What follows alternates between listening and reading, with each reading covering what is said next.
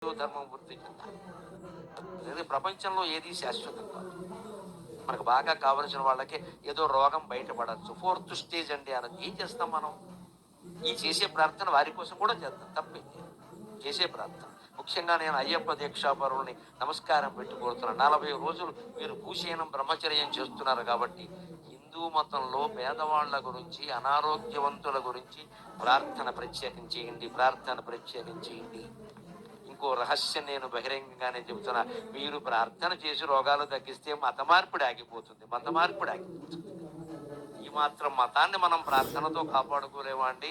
అయ్యప్ప దీక్షాపరులు ఇదే నల్ల దుస్తుల్లో వెళ్ళి, అమ్మా మీకు అనారోగ్యం కదా, నేను మీ ఇంట్లో నేను ప్రార్థన చేస్తానని, స్వామియే శరణం అయ్యప్ప అని మీ అయ్యప్ప కీర్తనలు పాడండి, అక్కడ పాడండి, అక్కడ పాడండి. ఖచ్చితంగా అనారోగ్యంతో ఉన్న రోగి గుండెల్లో శబరిమలై స్వామి ధ్వనించాలి, ఆయన ఆవిడ్ని స్పృశించాలి, అన్ని రోగాలు తగ్గాలి. తద్వారా హిందూ ధర్మం వృద్ధి చెందాలి, హిందూ ధర్మం వృద్ధి చెందాలి.